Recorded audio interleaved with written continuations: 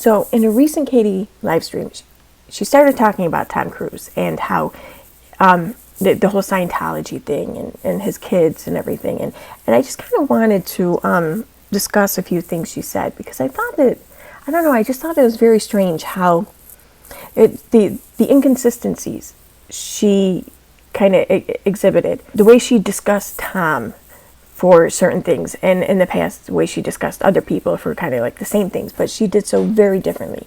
And I just kind of wanted to, I don't know, talk about that. Have you guys been paying attention to this Tom Cruise thing? Oh my gosh.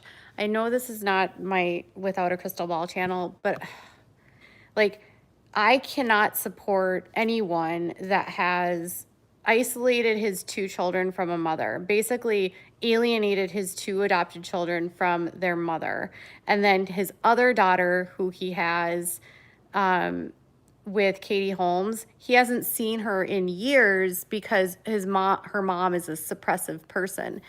And like, who abandons, first of all, their freaking blood child, like their biological child? This is like Tom Cruise has two adopted children and one biological child. He has one child. You know, like, how do you just like walk away from that kid? What does she mean? What does she mean? He has one child. He has one child. No, he has three kids. What is suddenly now um a biological kid different than an adopted kid? I mean, because that wasn't the case not too long ago. I mean, less than a year ago. So why is it different for Tom Cruise though? That's what I'm kind of curious about. And how do you, it doesn't make any sense to me. Not, and his other two children are very much still his children, but at the same time, like, you and Katie decided to have her together. It wasn't like she accidentally got pregnant. She became pregnant. You decided to be a father, and then now you have put your cult and this weird obsession with power in front of everything else, and it's disturbing. Pretty sure he also decided to be a father when he and Nicole adopted their two kids. Um, and even if Katie did get pregnant accidentally, I don't see what because he planned it from conception until birth, then suddenly that child should mean more to him. I mean, I don't understand. I don't see what the point is in differentiating all of this. It seems kind of heartless. Into the whereabouts along with other agencies looking at Myka and James Stauffer and the other children. So it was a joint investigation. Apparently, the Department of Child and Family Services is also a part of this. And earlier today, a post was released by the Delaware County Sheriff's Office is that they have located. That's great. However, this does not help squash the fears that this was a private adoption. They basically admitted it. So essentially what they've said is that they've gone through a private adoption. They've used attorneys. They did not mention an agency, which generally means that she has picked the parent that which will go and become the guardian of. I can't help but to notice here that the investigation turned up that the child was safe, happy, healthy, just no concerns whatsoever with the new family, and that the lawyers, attorneys were used, and that all laws and guidelines were followed in rehoming this child. So, I mean, I don't understand why that isn't good enough for Katie. It's like, well, you know, that doesn't mean anything. I mean, they admitted it. They didn't use an agency probably. It most likely means it doesn't most likely mean anything. I mean, imagine Katie being like the judge and jury of the decisions you made in your life, which, I mean, when in this instance, don't get me wrong, there needs to be much more oversight and much more transparency and involvement from professionals regarding the whole rehoming and adoption process and everything, because it really is kind of like the Wild West there, and that's a scary thought. However, I just don't think the person doing that should be Katie. That's all. Spent very little time inside the story because it's like so hard for me. And I was like in a group on Facebook. I was actually invited to join this group, mind you, invited. And immediately, within like a day I'm in there, somebody's in there ripping me apart and saying that Shocker. I am using the story of Myka, and this is literally not me being like, woe is me, but this was like what they were saying, like, you are doing these stories and profiting off of them, and if you're monetizing any of the work that you do, you shouldn't be paid because you are just as bad as Myka because you are exploiting. And I was sitting there thinking like, okay, but that's like not even in the same stratosphere, but that's your opinion, right? There's a camp of people that are literally completely dedicated to all they want to do is cancel the Stauffers, and they want them out of this YouTube. They want them gone. They don't want to see them. They think they're the worst people ever, and they want to cancel them. And I have been objective, and I've not tried to drag them, and I've been tried to like be kind because I don't want to be like the YouTuber that just gets nasty. But I realized that a part of the story was like I didn't tell mine. For those of you wondering how she was going to insert herself in this one, there you go.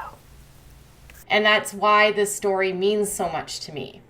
And I don't think, unless you have walked in the shoes of a parent of a child that has a disability or autism or whatever it is, there are a million different ways that a child can be born different. And until you've walked in that life, I guess you don't really understand how personal this story could feel to so many parents, and how deceived parents like us will feel, and how punched in the gut we are when these types of things happen, because it's just another reminder to us. Deceived is a very interesting word. She says that she never watched Myka before any of this. She didn't even really know anything about her. So it's not like Myka had deceived her by creating this illusion that was untrue. So tell me, how does Katie feel deceived by Myka's inability to properly care for this child? I don't think any child should be thrown away. I don't think any child should be rehomed. Stop whining and stop complaining and stop, realizing that you can't actually have the life you wanted to have. And here's the thing. I said this a lot when I was doing advocacy for parents like me, because that's what I used to do. Technically, though, isn't Myka one of the parents she should be advocating for? I mean, if she's an advocate for people who are parents to special needs kids, then why didn't Myka qualify for her advocacy? Because, like it or not, I mean, she was a parent of a special needs kid, I mean, for however brief of a time. So why is it that Katie found this woman unworthy of her advocacy? That was what I did with my blog. It was not an exploitation of my son. And I used to say to people, it's okay to grieve, because you have to grieve the life that you thought you were going to have. Can't help the fact that you had dreams before they were born that they can't meet. It's not fair to your child that you wanted something perfect and you didn't get it. Because the fact of the matter is no child fully meets the dreams of their parents. So Katie feels it's not fair that she wanted something perfect and she didn't get it.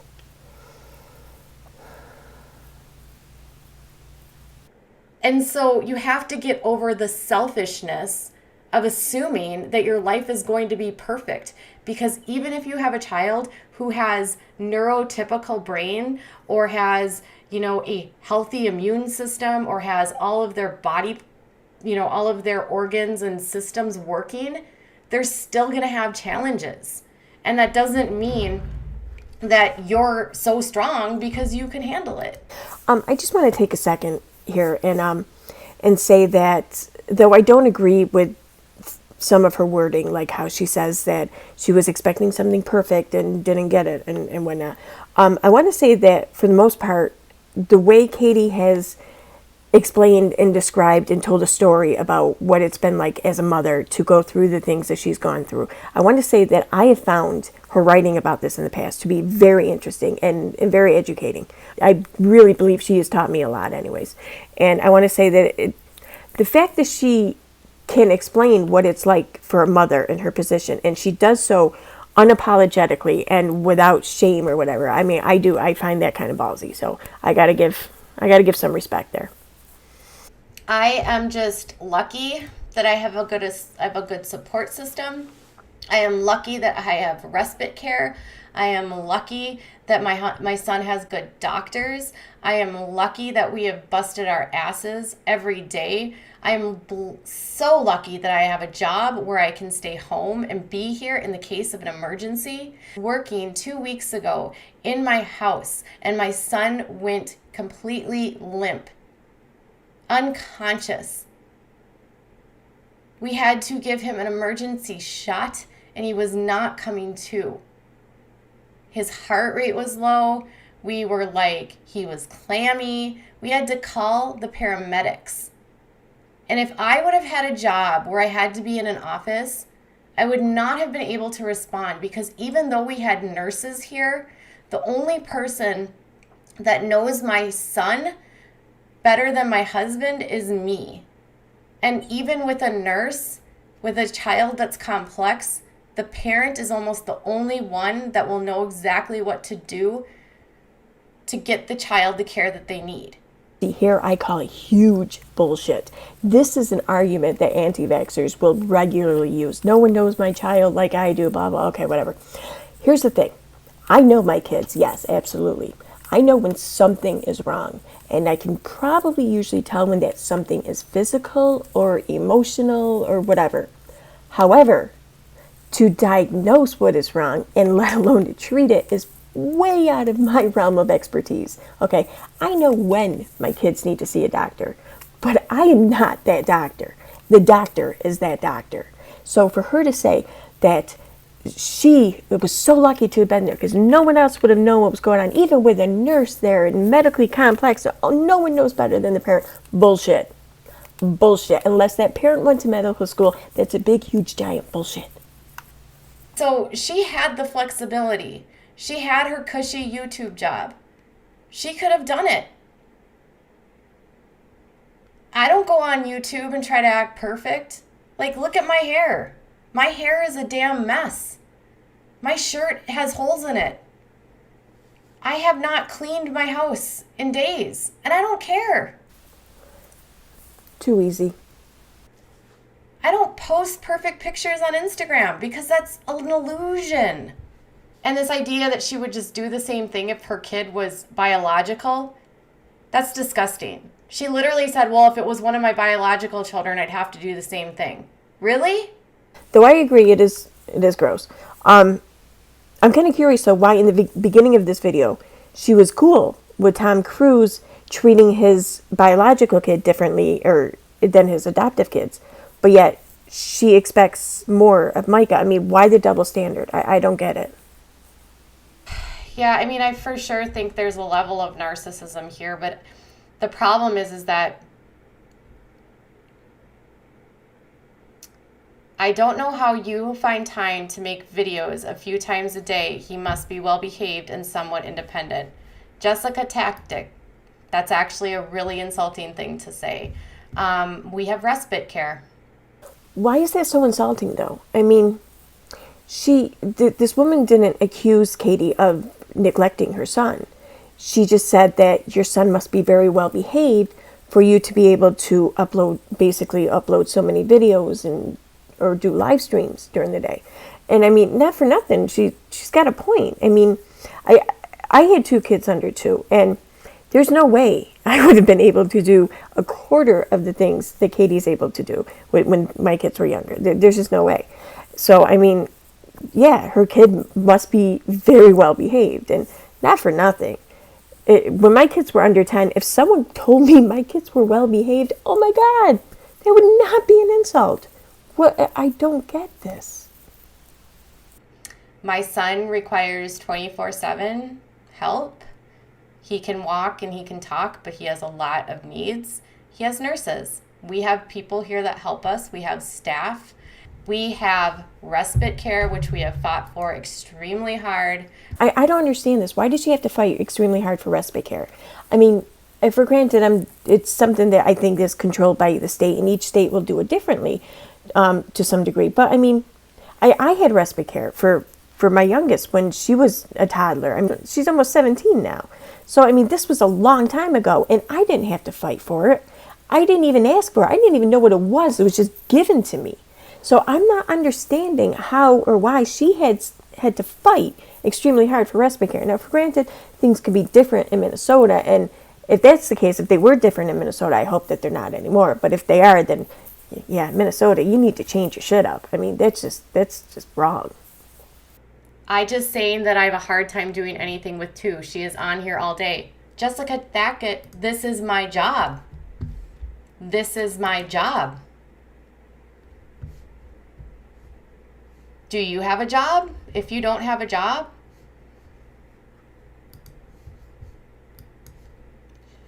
you're bye. Because there's a martyr complex with some parents of children that have it, that have children with special needs. They have this martyr complex where they love the attention. I wish on everything in my life I could have a child who didn't have to be on so many medications and have so many doctors. This is not a life I would wish on anyone. I would take away any accolades, which are literally none. I don't get attention for this ever. But there are some people that literally thrive on it. And it's why I actually ended up leaving the special needs community as a whole. Like, I left the writing world because there are so many parents in that world that are so addicted to the attention and like the accolades they get. Like, they get this like martyr like, I mean, like she was the savior, right? She went in and she saved him because he was the orphan, and she saved him because he was special needs. Well, there's also mothers in the special needs world that are just like that. They're saving their kids constantly, and they want everyone to know that they're saving their kids. Like, who wants attention for that? Yeah, I mean, who wants attention like that? I mean, maybe someone who writes their own blog post, or for their own website, or for the Mighty, or Pathos, or Upworthy, or Muckrack. You get the point. I, at one point, counted like 27 videos that you had made about the adoption process.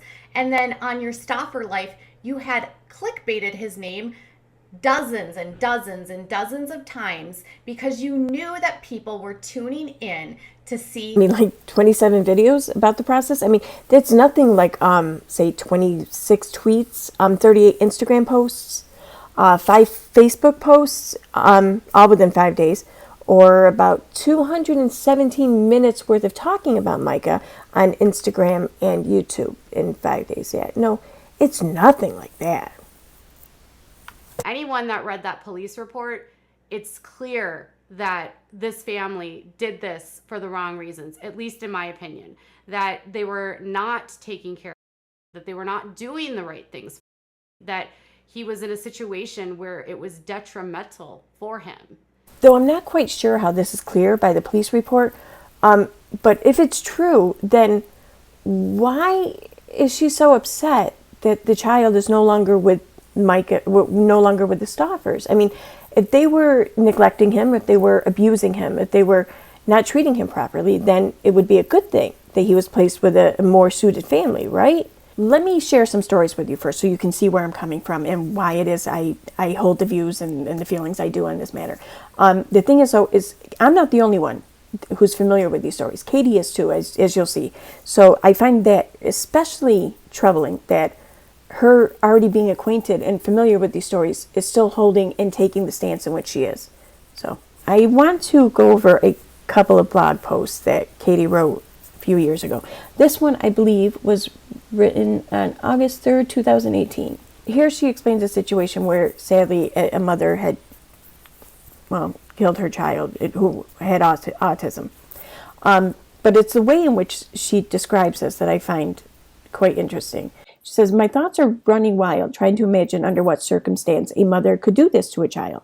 Parenting a child with a disability poses challenges and increased stress.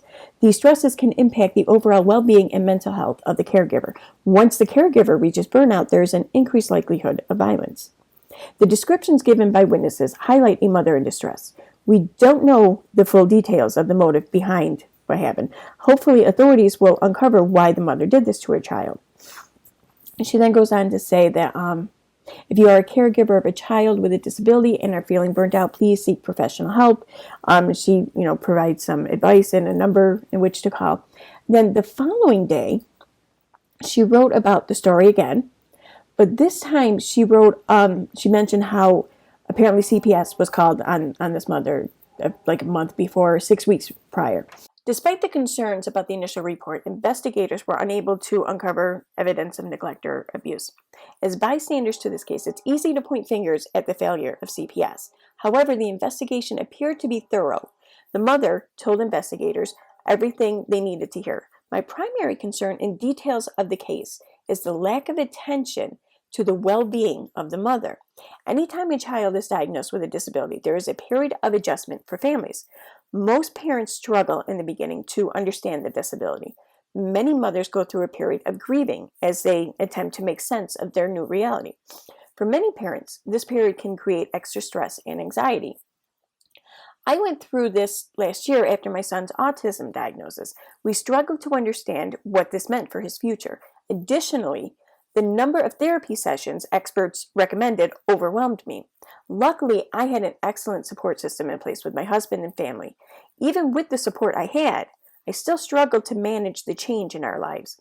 I struggled with severe anxiety, insomnia, and panic attacks.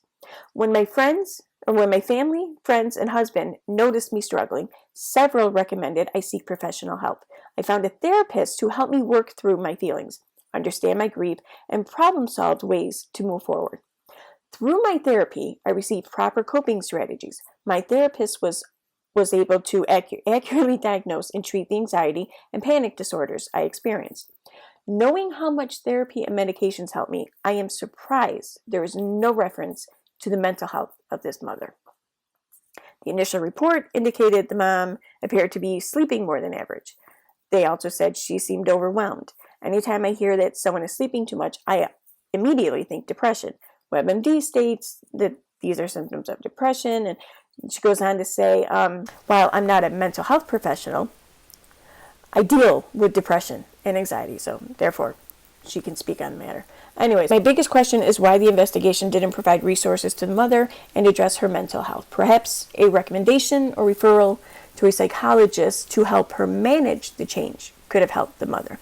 Now, why is it that this young mother who did the unthinkable to her child is getting this pass from Katie? In fact, Katie is championing for her mental health, that she get the treatment and care that she deserves.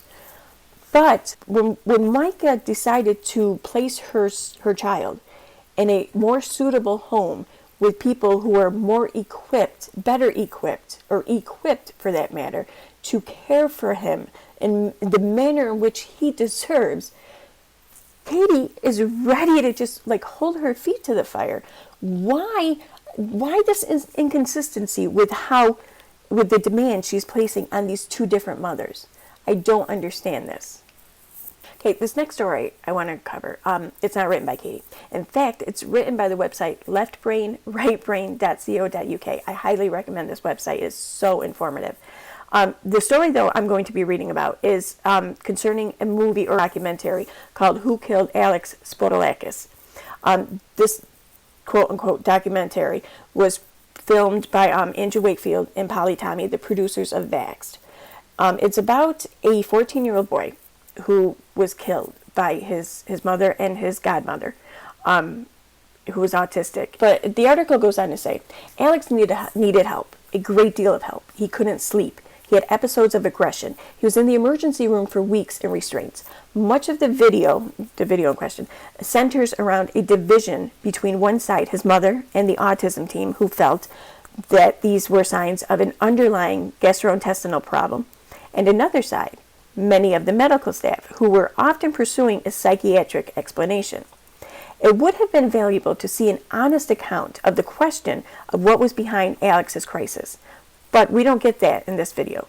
We get an antagonistic approach to psychiatric care and statements that instead, autism is medical. Mr. Wakefield and others would do well to recall that psychiatric care is medical care. For some, it can be life-saving. And it goes on furthermore to explain, like, before Who Killed Alex Spourdalakis was produced, many questioned how much did Mr. Wakefield's autism team contribute to the horrific outcome. Not directly, of course, but in terms of whether a different group of advocates or different advice from Wakefield's team would have averted the murder. Alex's mother was offered help from other groups and declined it. This is a question that cannot be independently explored given the team's dual role of advocate/advisors and documentary videographers.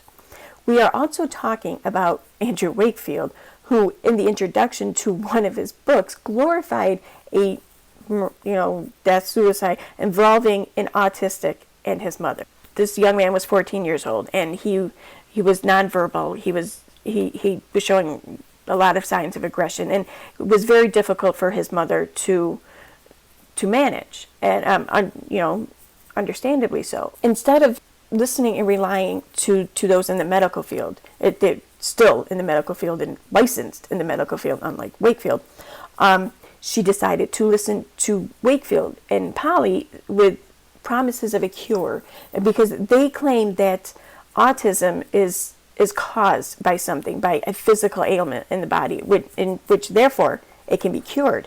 But that's not the case. So when people believe that this is the case, then they end up doing stupid things, and they avoid and they refuse proper care for their child. And then things reach a boiling point, and then horrible things like this happen. It's stories like this that I know Katie knows about. I know she does, because she was in the same community as I was when we all learned about stories like this. She doesn't want to do much to avoid repeat events. Okay, and one more website I want to go over is Kerry Rivera. She's been around for a few years now, and basically she pushes and spouts all about MMS, which is Miracle Mineral Solution, or her own version of it, it's basically bleach. She advocates for making or having people with autism drink bleach or bathe in bleach or both, and that it's supposed to cure them of their autism. What is chlorine dioxide? She first states the FDA warning that this is not FDA regulated and not advised and whatnot. And then she goes on to say, my recommendation is for parents to find a doctor who will be on board and supportive of using any of the self-help techniques I recommend. If you go searching, there are doctors who will be supportive. And I mean, I'm sure that's true. There are some doctors who have no shame in how they pay for medical school, I guess. Anyways, chlorine dioxide is a compound that's been used in various health-related patents for over 100 years, as popularized for eternal use by every man. An engineer turned jungle trudging gold prospector used it to accidentally cure two men in his group. Yeah, because that's who I want directing my healthcare. He tried to popularize the remedy, taking it to big name organizations that promote health in third world countries because their healthcare isn't already kind of shaky, but met incredible resistance to his cheap compound that seems to fix everything. What is chlorine dioxide and how do you make it? Chlorine dioxide is a simple chemical compound made by mixing a 22.4% solution of sodium chloride and 4% hydrochloric acid. When the two clear odorless chemicals mix, the liquid turns yellow and chlorine dioxide gas begins to be emitted. Typically, bottles of these two ingredients are sold in pairs, and you can buy a set and mix them when you're ready to use. Chlorine dioxide gas is not stable. It will last in the body for less than an hour. It will last in a sealed water bottle out of the light for several days. It can be irritating at pure concentrations. Always mix with purified water.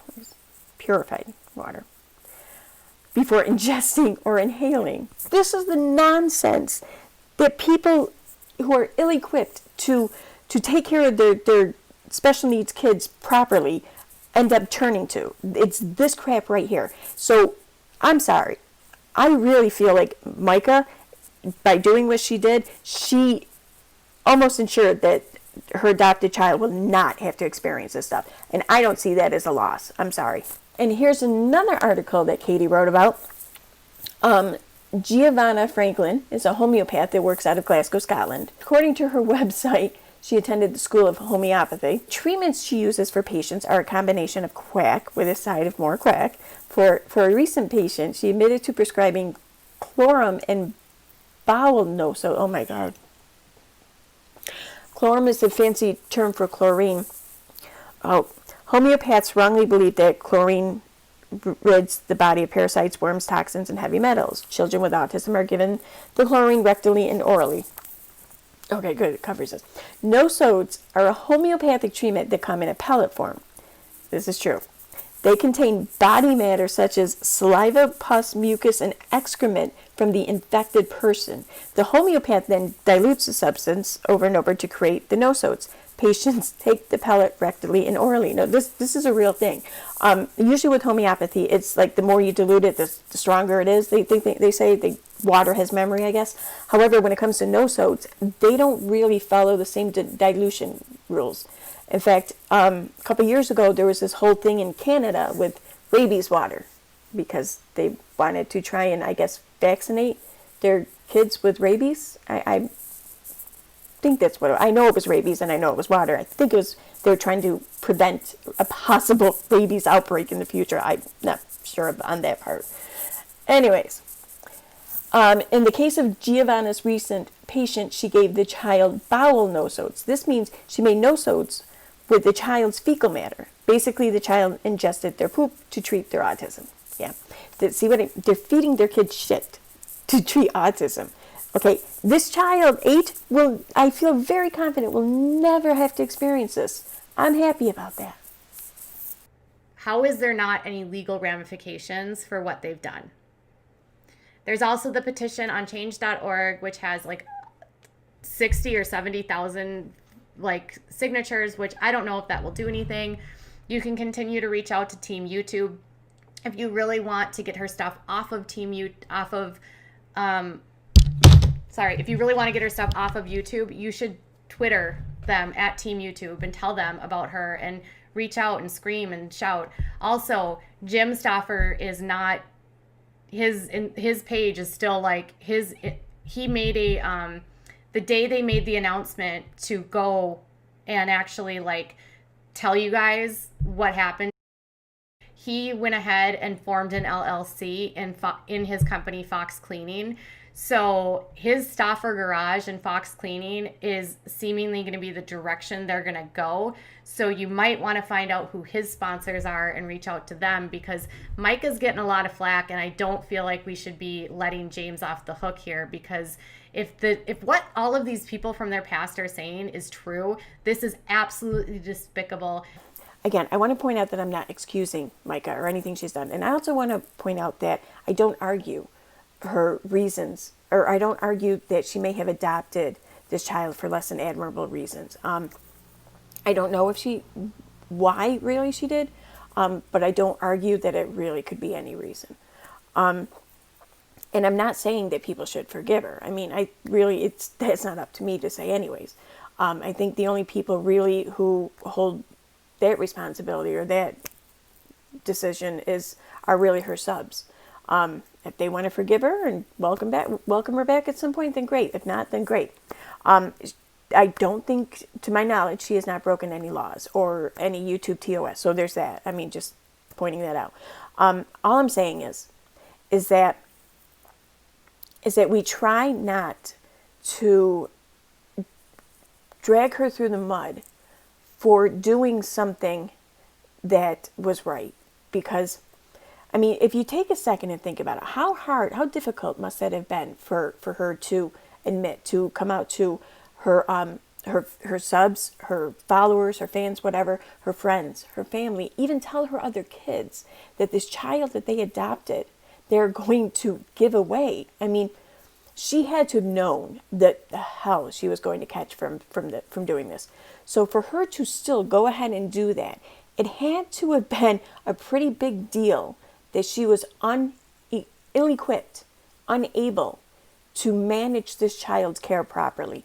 And I think that it's very, very important to keep in mind, because she could have just done the bare minimum, which would have undoubtedly caused this child, harm, or it just held him back at some, to some degree growing up. So, I mean, she did put this child first, at least once. And at a really important time, she put this child first. And she did so knowing that it was going to cost her reputation, her income, her channel. I mean, the things that she enjoys. She knew what it was going to cost her. She had to have. I mean, no one can be that oblivious. So I just think that that's really important, though, to keep in mind. Because we can't sit here and say that when it comes to these parents who do the very, very worst to their kids, we can't sit here and say when the one time a parent does give the child up, we give them shit for it. I mean, we can't really do that. And what's the most important is that this child is safe, happy, and healthy. And again, I'm not saying that Myka was going to harm the kid or was even going to neglect the kid or abuse. And I'm not saying any of that. All I'm saying is that I'm very happy that I don't have to find that out. And I'm very happy that I really don't see any of these things in this child's future. That's all. That's all I am saying. And I just find it very telling. And like I said, it was the Tom Cruise comment she made the other night that really just brought all this back for me. Because I really did mean to do a video about this a couple months ago. But it just, so it brought it all back. And I just really wanted to go over this. And I really find it just kind of weird how she excuses Tom Cruise for basically just writing off two of his kids because they were adopted. But yet she's holding Myka's feet to the fire here over her thinking of her kid in a way. I don't know why the double standard. I mean, I don't know if it's a gender thing. I mean, she does seem to kind of sometimes dislike the females a little bit. I mean, I don't know, but I just really don't know. It's very hard to tell, but either way, I just really hope that at some point in the future, people can just at least stop giving Myka such a hard time for this one thing. You want to go at it for every other reason? Have at it. But you do you. But I just wish for this one thing, because there's bound to be another parent watching and seeing this happen who is finding herself in this very same troubling and stressful situation. But seeing how people reacted to Myka, that parent may not come forward. And that's what I'm thinking of. So, anyways, thanks for watching.